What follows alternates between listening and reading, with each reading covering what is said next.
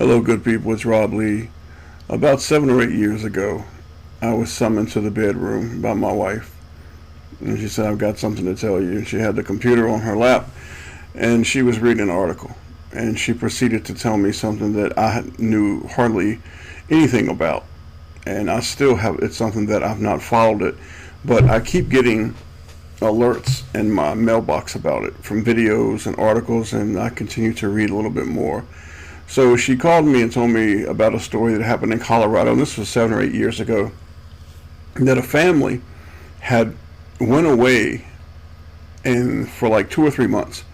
When they came home, 5 Latinos had, and I remember this exactly, the people at the time, because it was something that stuck with me.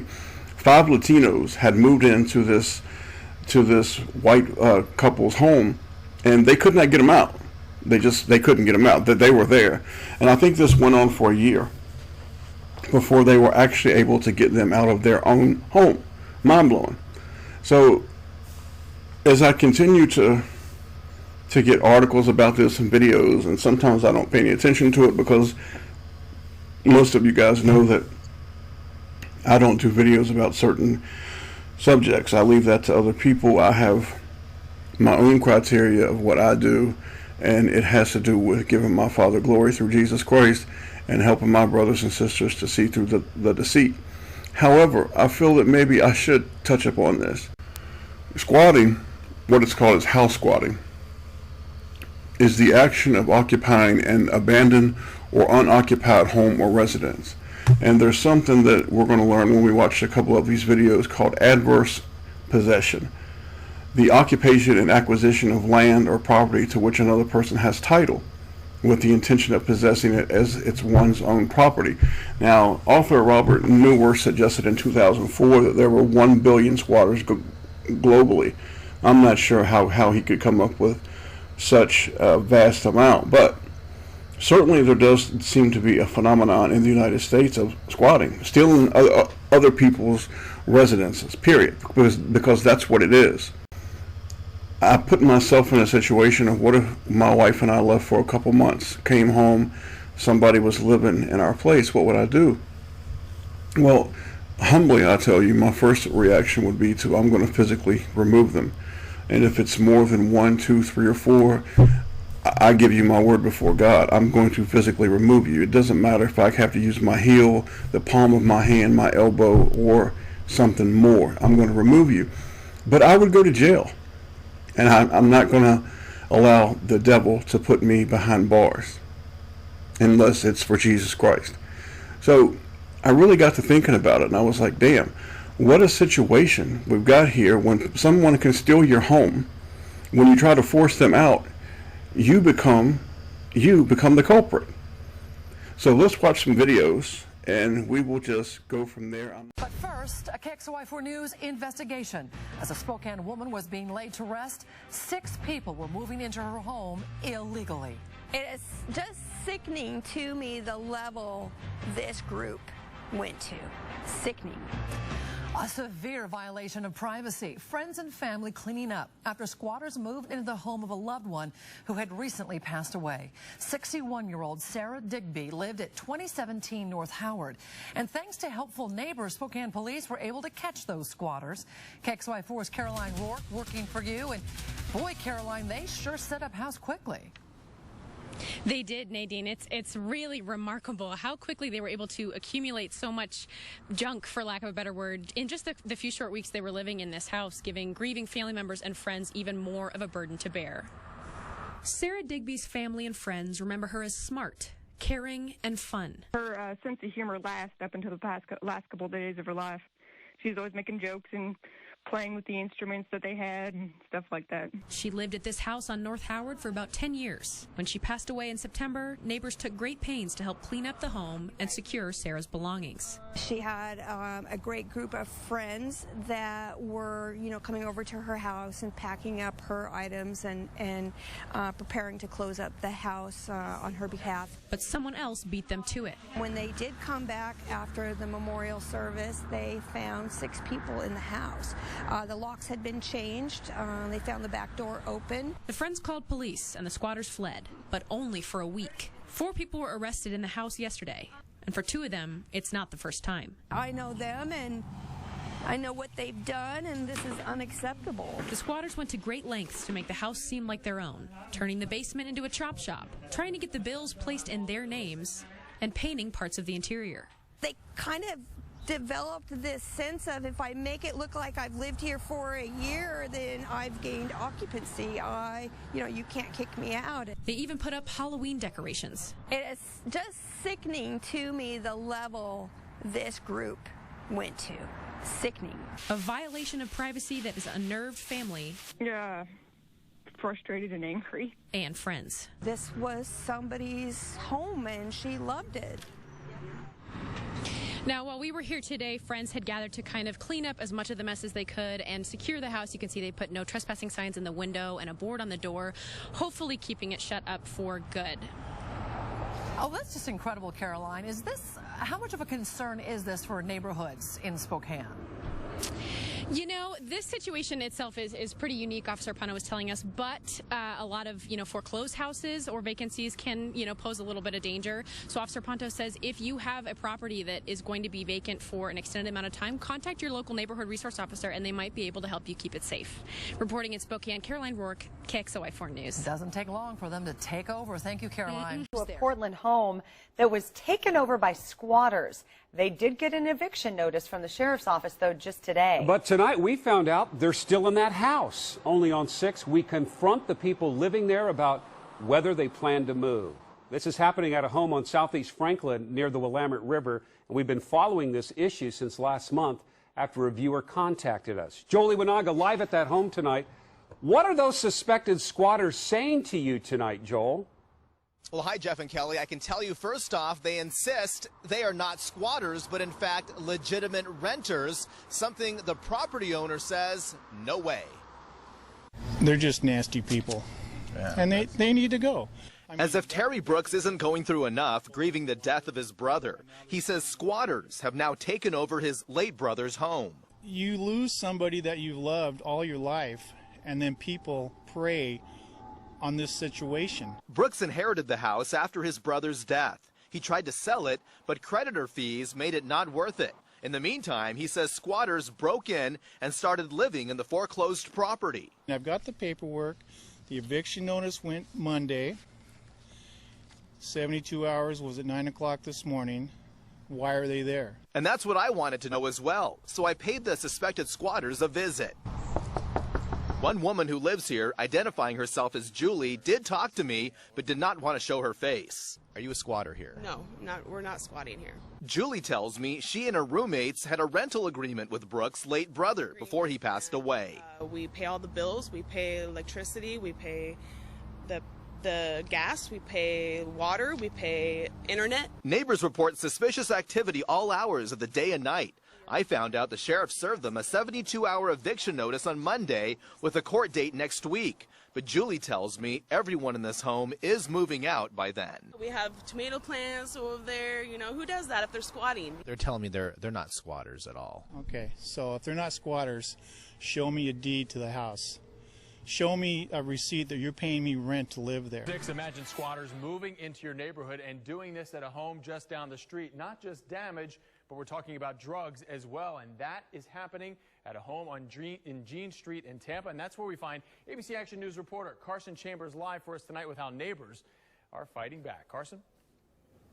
All right, you may have a home like this in your neighborhood, either in foreclosure or maybe it's bank owned, but neighbors who live in Seminole Heights say that this home is particularly bad. It's not the shopping carts or the fact that it's in severe disrepair, but they say it's the folks inside who make them feel unsafe. This is a revolving door of new people coming and going. Seminole Heights is a hot zip code. I totally don't feel safe. But folks on West Jean Street never expected to have these neighbors. A bigger guy came at me to confront me across the street, and I just told him, if you come in my yard, just don't come in my yard. And he was coming out here to fight me. John Maratia says he and others have called code enforcement, Tampa police, even the mayor's office, begging for action when squatters moved into this fourplex. Biggest feeling I'm feeling is frustration. Today, he contacted us.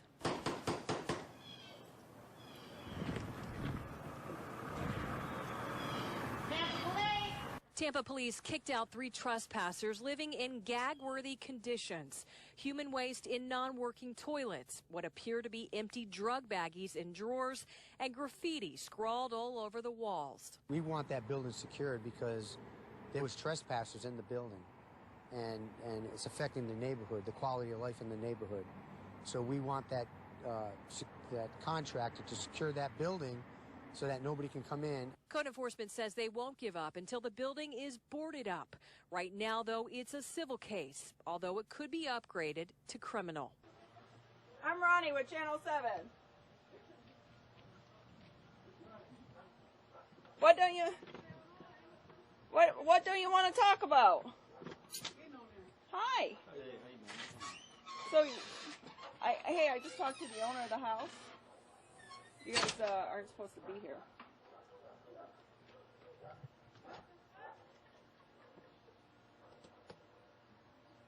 What's this? That's me. Oh, okay. That's me. I'm Ronnie. Oh, the camera on? Yeah. Yeah. We on the news right now? Yeah, you sure are, honey. Yep. You know who I am? Right. So, okay. So you know what I do, right? Okay. So we're trying to figure out what you guys are doing in this house. Did you hijack it? Hijack it? No, ain't nobody hijack our house. You took over? No. Huh? Yeah. So you're okay with taking over it? Take a lot of shit. Really? And you don't care? Take a lot of shit. What do you take? So do you guys, you don't mind that you're not supposed to be living here? Look, ain't nobody living here. We're just here for the moment. You're just here for the moment. How long is that look, moment? I can't put this on TV. How long's your moment? You gotta Too much cut cussing. Y'all can put this on camera. What? You're not cussing yet? Shit, I can. I like your sneakers. Thank you. Those are cool. So, Throw us on the camera. How long have you guys been here? A year. A year? Yeah. But I just talked to the owner, and you're not supposed to be here. Look. You guys don't care? Scratch that. What? Who called the news over here, just out of curiosity? Yeah. I Bitches called. down there.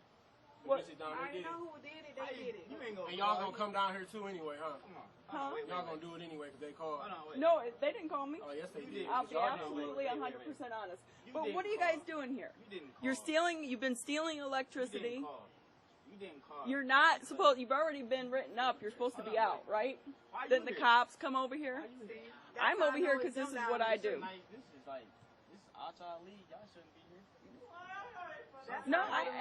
That's how I know they did that shit. Right, I just talked to the owner and she gave me permission to be here.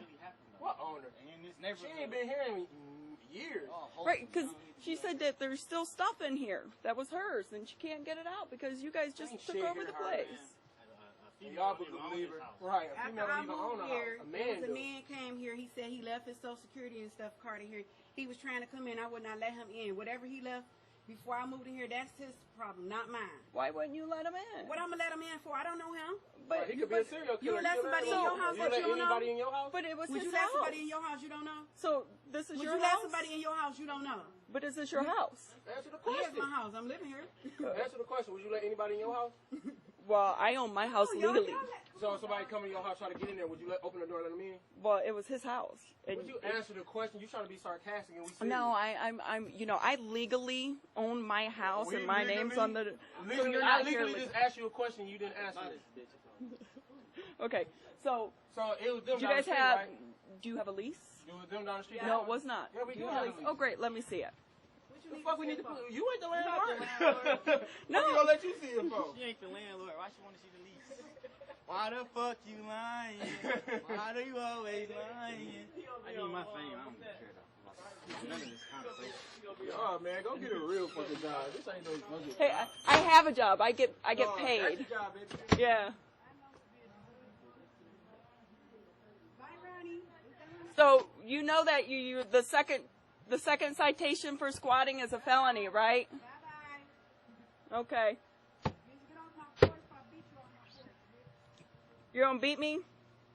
The shooting happened this morning when police say a man discovered a squatter had broken into the home. Channel 2's Audrey Washington is live at the house in DeKalb County and asked investigators about possible charges in this case. Audrey.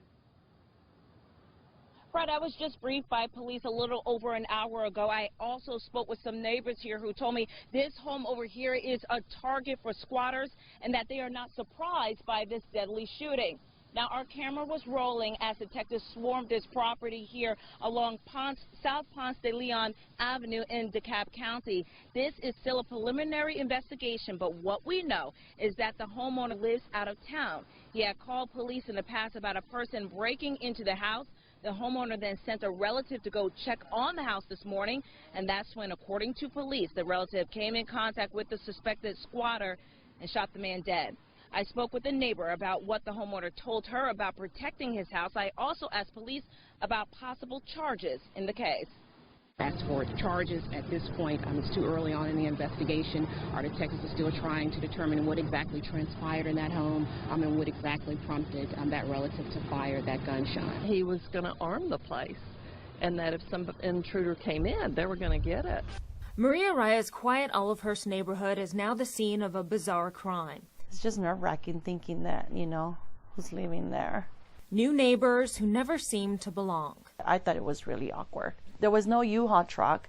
There was no furniture. They just moved in there. Maria was right. Authorities tell us the home on Sundari Avenue taken over by destructive squatters. It appears to be approximately $8,000 worth of vandalism damages to the home. There was a broken window, a broken door. There were holes in the sheetrock. The carpet was destroyed. There was spray painting on the walls of the home. 38-year-old Casey James Bates and 35-year-old Trisha Marie Bates are under arrest, each held on a $50,000 bond, and the couple's 3 children in the care of Child Protective Services. It is concerning to see the houses vacant and people just move in there because, we got kids. A neighborhood returning to normal as a homeowner is left with thousands of dollars worth in damages.